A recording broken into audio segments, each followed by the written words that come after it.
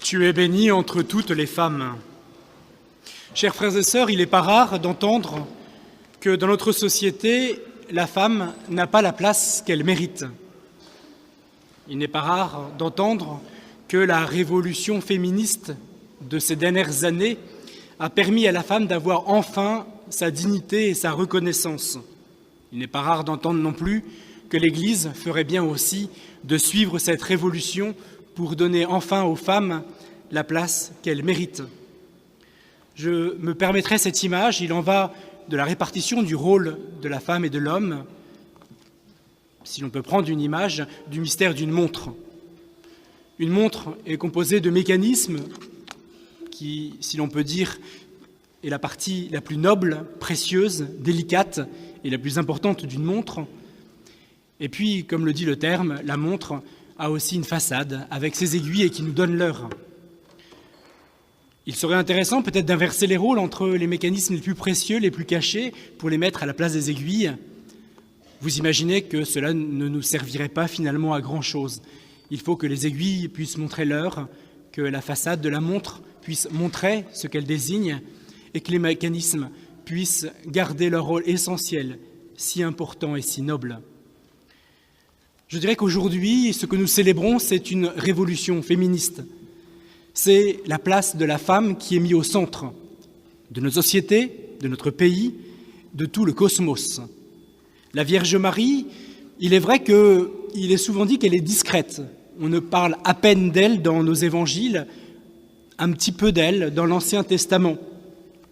Elle est souvent mise sous l'ombre de son Fils.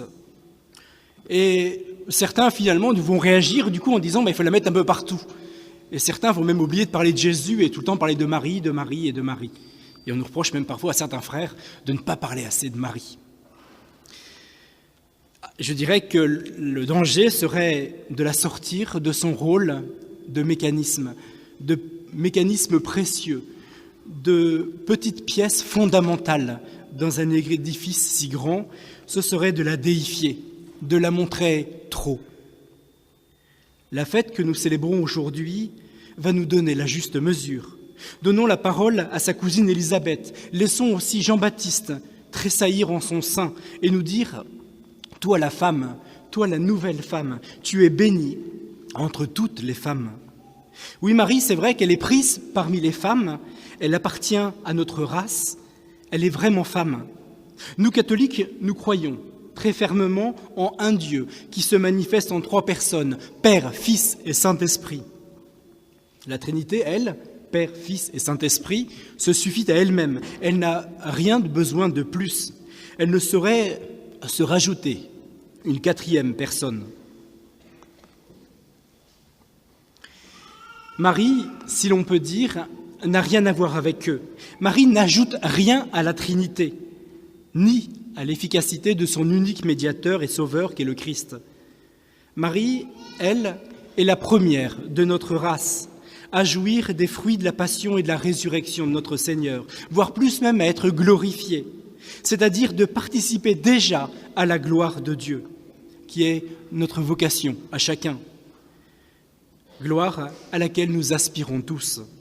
C'est finalement notre vocation au bonheur. Marie, elle, est notre espérance. Elle jouit déjà en Dieu de cette présence totalisante. En ce sens, on pourrait l'appeler Marie la victorieuse, la première. C'est pour cela qu'elle joue un rôle de médiation pour nous, conformément à la ligne directrice de toute sa vie. Il y a quelque temps, en 1950, le pape Pie XII a jugé bon de proclamer le dogme de l'Assomption de la bienheureuse Vierge Marie. Parce qu'il a voulu éclaircir la parole de l'Apocalypse, qui, il faut l'avouer, ne sont pas toujours faciles à comprendre, car elles sont comme cachées à demi-mot. Un signe grandiose apparut dans le ciel, une femme. Le soleil l'enveloppe, la lune est sous ses pieds, et une couronne de 12 étoiles couronne sa tête. Alors, le magistère a cru bon d'authentifier et de proclamer comme vérité de foi ce couronnement que la tradition portait depuis déjà bien longtemps comme une évidence jusqu'à ce jour. L'Église déclare qu'elle a été préservée de la corruption du tombeau, comme son Fils, après avoir vaincu la mort. Elle a eu le privilège d'être élevée en son corps et en son âme à la gloire au plus haut des cieux, pour y resplendir comme une reine à la droite de son Fils, le roi immortel des siècles. Mort que les catholiques orientaux vont qualifier de dormition. Ça, c'est clairement le signe qu'elle a été préservée du péché des origines, qui a eu pour conséquence de faire rentrer la mort dans le monde. Elle a été victorieuse de cette mort. Elle ne peut supporter la séparation de son corps et de son âme pour être assumée tout entière au ciel. L'Assomption de la Vierge Marie, c'est son couronnement. Elle est descendante d'Ève, et dès le IIe siècle, les saints-pères ne tarderont pas à l'appeler la nouvelle Ève. Elle est la descendance, celle que Dieu appelle dans la malédiction donnée au serpent, c'est le lignage d'Ève, c'est la descendante d'Ève qui aura pour vocation d'écraser la tête du serpent, d'écraser la tête du diviseur, du menteur. Lui qui a fait entrer ainsi le péché dans le monde, elle, la première Ève, par qui le péché est rentré, eh bien c'est elle, la nouvelle Ève, par ce même canal, cette même blessure, qui va faire rentrer la vie pour toujours, pour l'éternité dans le monde. C'est ce que nous avons vécu le jour de notre baptême.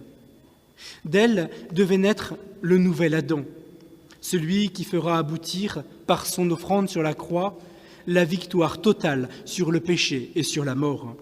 Lui, le réunificateur de ce qui a été divisé en nous. En effet, la bonté de Dieu ne pouvait correspondre, à la beauté de Dieu, à la bonté de Dieu ne pouvait correspondre à la division de l'homme. Dieu ne pouvait faire autrement que de nous partager sa bonté, son unité. Dieu ne pouvait supporter de voir ses enfants divisés, fractionnés en eux-mêmes. Dieu voulait absolument rassembler ses enfants dispersés par le péché. L'amour de Dieu est diffusif. Dieu ne peut garder ce cœur si généreux pour lui. Il faut qu'il nous le donne, il faut qu'il nous le communique. Voilà ce que nous désirons. Comme le dirait Saint Paul, comme le dit Saint Paul, l'espérance ne déçoit point, parce que l'amour de Dieu a été répandu dans nos cœurs par le Saint-Esprit qui nous fut donné. L'Assomption de la Vierge Marie est pour nous comme un phare. Elle illumine notre pèlerinage sur la terre. Elle est là comme un signe que la pédagogie de Dieu est efficace en nos vies. Si elle peut être parfois bouleversante, scandaleuse aux yeux des sages de ce monde, elle vient arracher la mort des griffes du démon pour la rendre source de vie. Marie a joui en premier de la mort vivifiante de son Fils pour être ajustée à son Dieu, but de toute vie chrétienne. Ainsi donc, comme la faute d'un seul a entraîné tous les hommes dans une condamnation, de même, l'œuvre de justice d'un seul procure à tous la justification qui donne la vie, nous dit saint Paul aux Romains.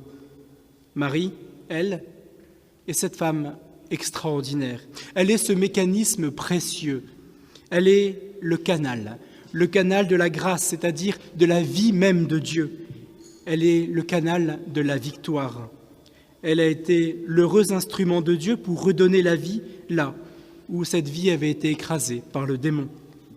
L'Assomption de Marie, de la Vierge Marie, nous rappelle qu'il nous faut choisir sa mort comme on choisit sa vie. Par elle, il nous faut choisir la vie du Christ. Il nous faut choisir sa croix pour jouir de sa résurrection comme un chemin unique. Mais si nous sommes morts avec le Christ, nous croyons que nous vivrons aussi avec lui, sachant que le Christ, une fois ressuscité des morts, ne meurt plus, que la mort n'exerce plus de pouvoir sur lui. Sa mort fut une mort au péché une fois pour toutes, mais sa vie est une vie à Dieu. Et nous, de même, considérons que nous sommes morts au péché et vivants à Dieu, dans le Christ Jésus. Alors, en ce jour de l'Assomption de Marie, soyons fermes, tenons-nous debout ou alors relevons-nous. Elle est la source de notre espérance, elle est la source de notre consolation, Elle est la source de notre confiance en Dieu et dans les promesses qu'il nous a accordées lors de notre baptême. Jean-Paul II dira « À la lumière de l'Assomption, nous découvrons que la mort est désormais le passage vers la vie, à la rencontre de l'amour. Elle est le passage de la béatitude céleste réservée à ceux qui œuvrent pour la vérité et la justice et s'efforcent de suivre le Christ. Alors, avec Marie, vivons bien pour bien mourir, parce qu'elle est la première. Elle est la première à avoir goûté au ciel. Elle est la première à être présente aujourd'hui en son corps et son âme au ciel. Elle qui est, si l'on peut dire, la plus fidèle de tous les disciples, elle qui est la première à goûter cette espérance du ciel, elle qui a su, si l'on peut dire, être la mère de l'espérance et gouverner cette communauté d'hommes qu'étaient les disciples, elle va nous donner aujourd'hui, par les mérites de son Fils, la douceur et l'humilité de l'agneau. Qu'en elle, que par elle, en Jésus, nous trouvions le repos que le Christ veut nous accorder en ce jour. Elle nous est donnée au cœur de cet été comme un signe de réconfort pour nourrir notre espérance. Contemplons cette reine victorieuse, contemplons cette femme excellente, notre mère, notre sœur et notre reine, celle qui est bénie d'entre toutes les femmes. Implorons-lui de venir jusqu'à nous, comme elle le fit avec sa cousine Élisabeth. Alors nous la prendrons par la main pour nous laisser guider dans notre marche à travers toutes les vicissitudes du temps présent, vers la cité céleste, la Jérusalem d'en haut, d'où Dieu nous attend, pour essuyer toute larme de nos yeux. Alors, avec elle, avec la femme excellente, avec ce mécanisme précieux, ne perdons pas notre temps. Relevons-nous, gardons nos yeux fixés sur le Christ, que cette Eucharistie soit encore une fois pour nous l'occasion de renouveler notre confiance et notre espérance en Dieu. Désirons encore une fois davantage pleinement vivre pour bien mourir. Amen.